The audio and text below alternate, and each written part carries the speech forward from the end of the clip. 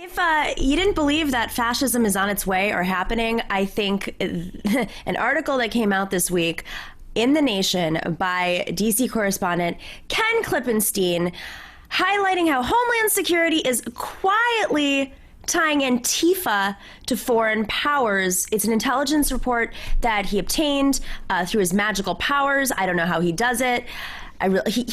Off camera, he just told me a few tips, but I don't believe it. I think he's got some sort of in there. Maybe there's a coup happening internally. But this is a report that mentions several Americans, including some that you may be aware of or fans of, that are on this essentially like a terrorism watch list of some sort where they're spying on them. Ken, thank you for joining us. First time guest, I can't believe it because we're friends and we've known each other for a while. We were old colleagues at TYT.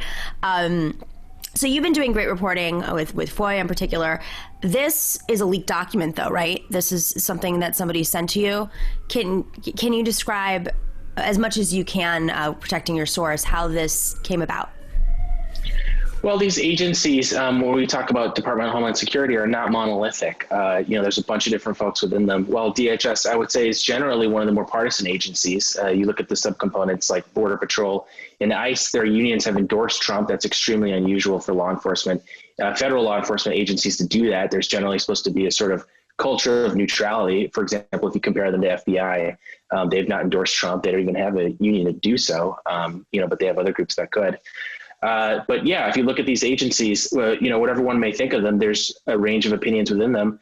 And particularly under this administration, I think you're seeing more dissension than you've ever seen at any point during this administration. Now, it's not a particularly old one. I want to point out that this is a post 9/11 agency forged in the flames of the 9/11 attacks, and all of the fear and anxiety and paranoia, contained therein. But that being the case, there are still folks within it that think that it's being pushed too far by this administration. And I should point out, these are not necessarily liberals or progressives or, left individuals by any means. These are folks that, want to be able to do their job with some measure of integrity. And they feel as though these missions being sent to Portland, for instance, and a civil unrest response against the wishes of local and state government there, frankly, they view these things as dishonorable and counterproductive and undermining the mission that they feel they signed up for when they try to join. So that's speaking broadly. I have a bunch of folks in DHS that have helped me with things in the past that I run these sorts of, it's always a group effort when you have a story because you got to run things by other people, see what it means, verify that it is what the first person said it was. But I would say by and large, that is the attitude of the folks that decide to reach out at great risk to themselves, I should point out, to do this in the middle of a pandemic when if you're, laid off or fired, it's gonna be hard to find work. So it's something that I appreciate a lot and have been taken aback just to see the kind of moral impulse behind a lot of this. So, before we get to the report, is there a sense of why they are there? I think a lot of us on the left would question just the whole entire structure of DHS, including ICE as part of it, as you mentioned. What do they think their actual mission is? Well, I think there are legitimate things that DHS does. A misconception about them is that, when we have this debate about, should we abolish, ICE or abolish DHS, there are components within it that were under different agencies prior to 9/11. So, for example, components of DHS were under Treasury, maybe under Justice. And a lot of folks inside DHS say they want to go back to that state of affairs because they felt that things were run better then. They felt their mission was less politicized. They felt like, they were just able to do a more honest job.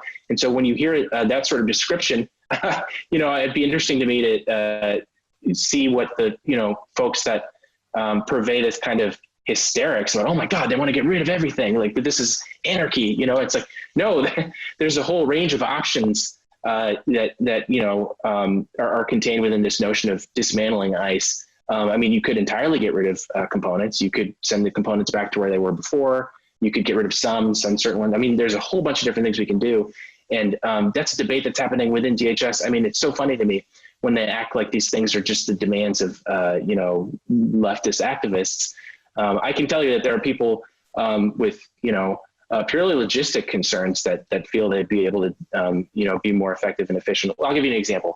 When you talk about ICE, people think of the guys that, break up families and are deporting people. That's part of what ICE does, but that's primarily the task of what's called enforcement and removal officers. That's part of ICE. There's another part of ICE called Homeland Security Investigations that historically has never had an immigration mission. They have a little bit of one now, and the extent to which they have an immigration mission now, they hate it because they want to go back to what they were doing before, which was human trafficking, worrying about things like bombs and things coming through, stuff that was shipped across the border, stuff that I don't think people would, by and large, disagree with as a mission.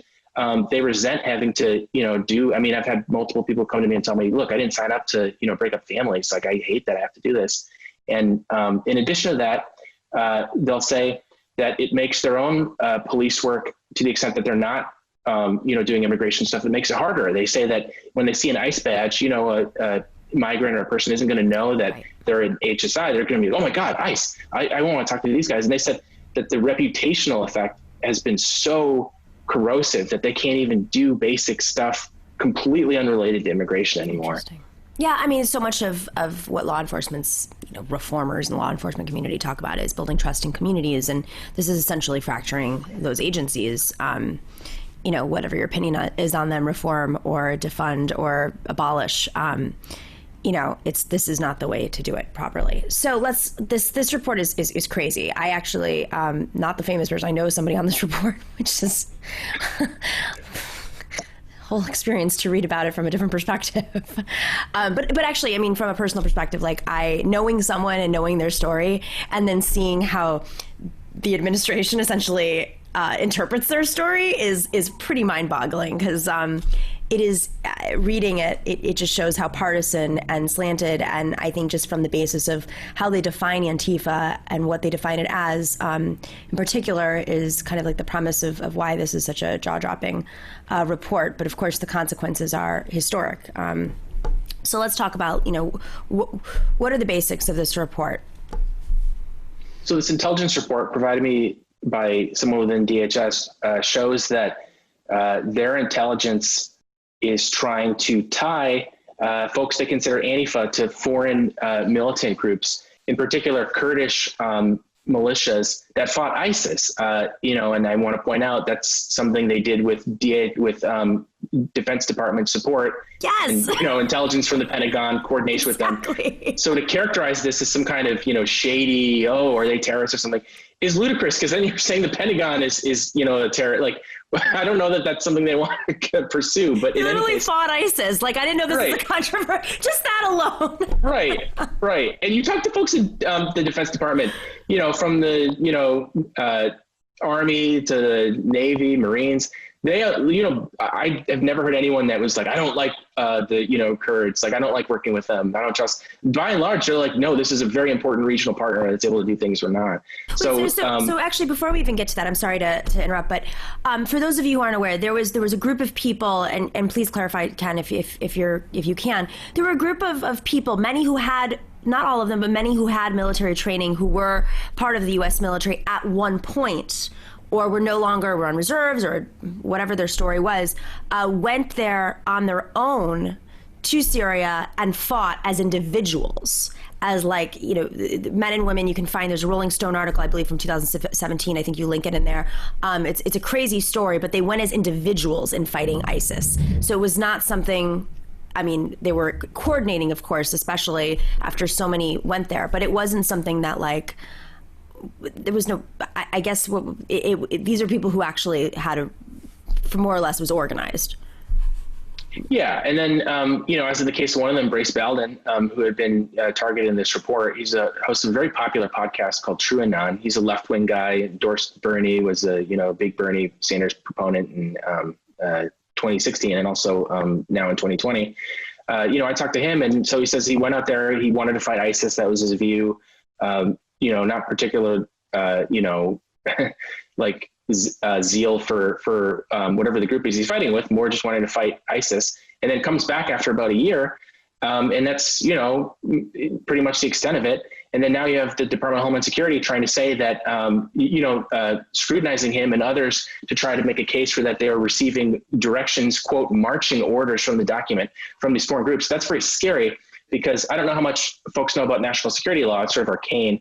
But if you're able to demonstrate that someone is acting at the behest of a foreign power, then you can strip away all sorts of civil liberties that we would consider really cornerstone to membership in a free society. So, for example, if you can be shown to be a representative of a foreign power, something that traditionally has to be done by the FISA court, it stands for the Foreign Intelligence Surveillance Court, as the title would suggest, you can start to do all sorts of really invasive types of surveillance. You can start to do electronic surveillance. They could hack into your phone. They could try. I mean, the amount of resources that that our national security apparatus has is really astonishing. I mean, so I can't overstate how invasive it is if they're able to show that. Now, thankfully, the document itself says, yeah, we weren't able to find a whole lot except on one individual. But the thought that they're even looking for this is an intimation of what the administration is looking for right now. And what I'm being told from folks within other national security departments within the federal government is that this is a big push. This is a sort of program to try to nail Antifa on whatever grounds they can find. Civi is an app that helps you best align with your political beliefs. Civi helps you understand your political leanings and where you fit in today's political landscape. Their algorithm fills content based on your stances, shows you leaders who actually match your values, and independent media to help keep you informed.